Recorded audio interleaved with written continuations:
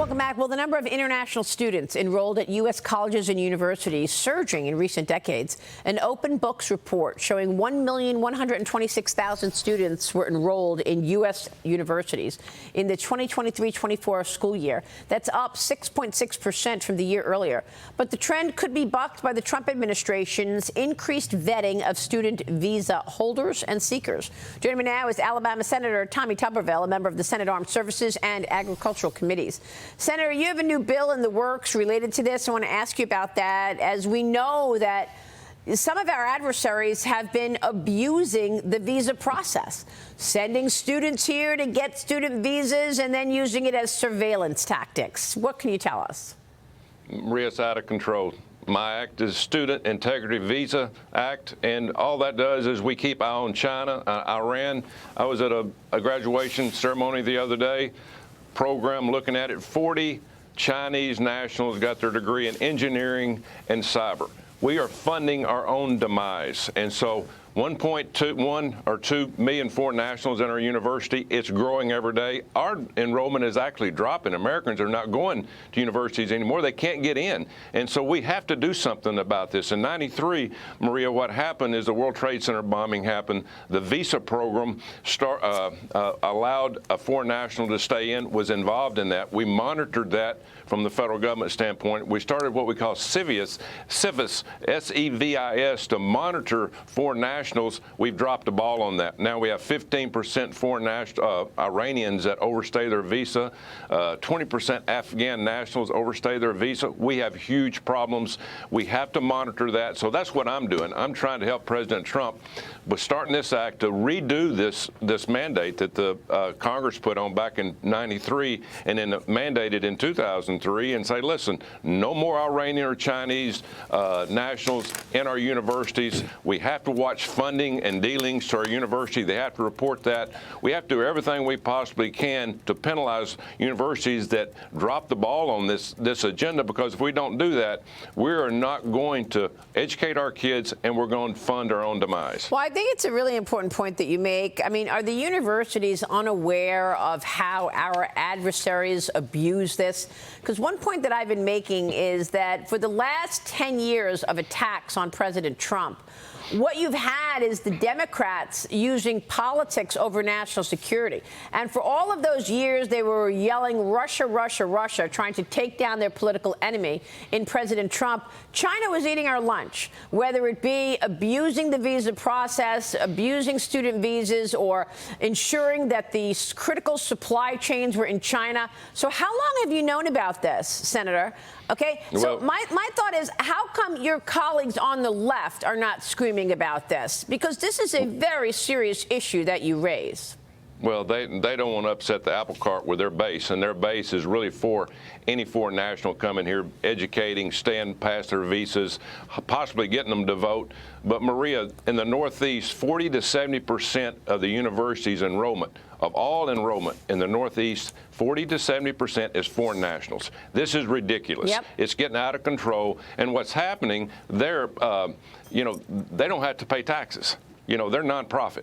And so we have to do something about this. We got to wake up and smell the roses here, because we are funding the end of our country, because all these Chinese come over here. Now, they'll leave their visa on time and they'll go back home, but they take everything they possibly can with them in terms of anything that they learn. Right. Todd Pyro, it would be okay if these students were just coming to actually get an education, but in some cases they're not. They're actually taking the cue of their adversarial government and doing what they're told to do, like surveillance. 100%. And you obviously hit on the number one topic here. I'm going to see if there's an opportunity for a win-win here, Senator. Is there a way legally within your bill to not only keep our enemies from getting an education, but to your point about the Northeast schools, writing something in there that ensures American schools are primarily there for American students? Because you hit the nail on the head, Senator, when you said you know of people who just aren't getting into these schools when a couple of years ago maybe they would have.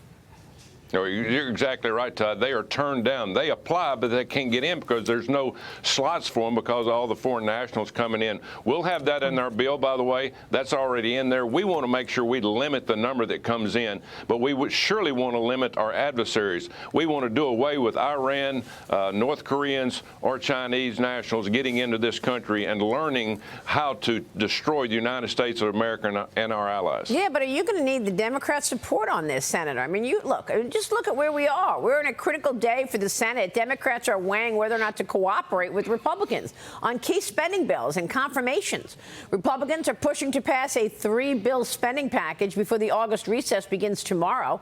And Senate Republicans are considering rule changes over frustrations that the Democrats are delaying confirmation of the president's nominees. We're 2 months away from a potential government shutdown in September because you're not going to get the support that you need from Democrats. You were fine during reconciliation. That's not going to be the case come September when you're back from recess, is it? Well, it was very tough in reconciliation. It was very, very close. But you're exactly right. Chuck Schumer is scared to death of AOC. He's afraid she's going to run for his Senate seat, and she would win, hands down. He's trying to do everything he possibly can to show his base, the far, far left, that, hey, listen, I'm not with Republicans. He voted for the CR back in the spring, and it was almost the end of his career. And he knows now that he's got to play hardball. So we can't get anything done. You're exactly right. But we have to let the American people know what's going on, and they can't support these idiots up here that want to ruin our country and just want to keep power. So, I mean, do you think that your colleagues on the left do not understand the threat of China, do not understand the threat of Iran?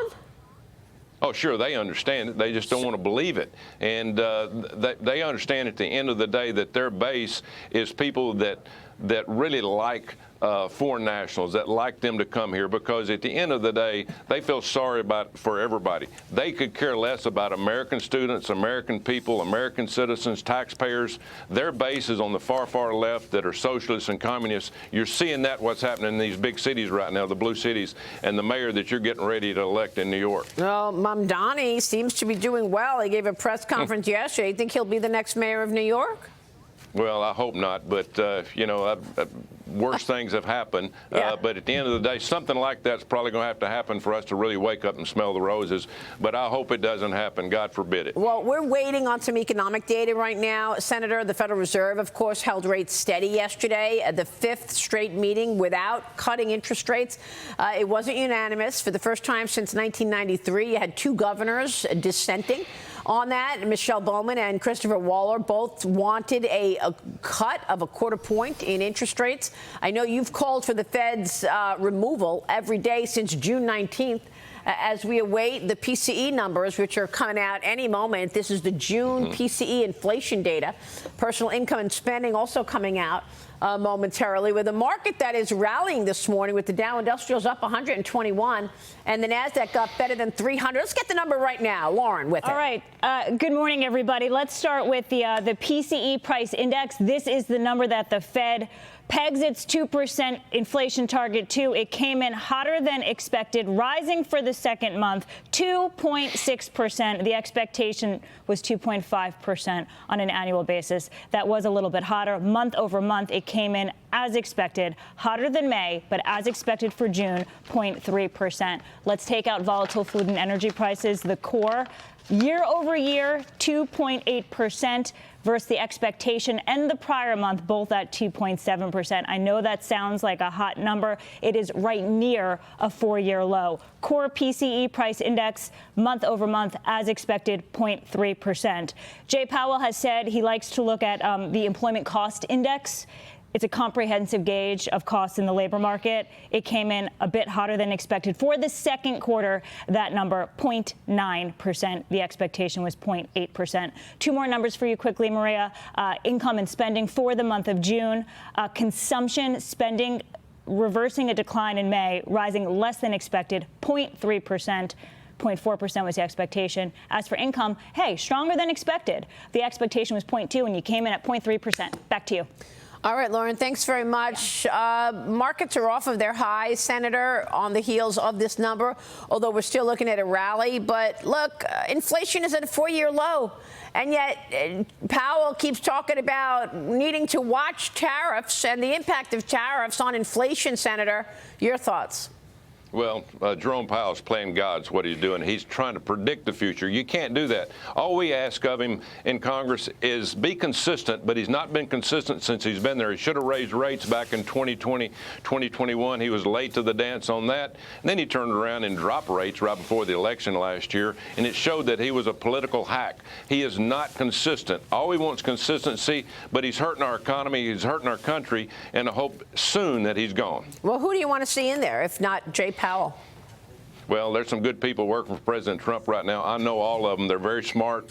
They're very into it. They do a great job. Again, just an American economist that understands what's going on. Get away from this nonsensical political strategy and do what's right for the American people. All right, we'll leave it there. Senator, we'll be watching your work. We so appreciate your time this morning. Thank you, sir. Thank you.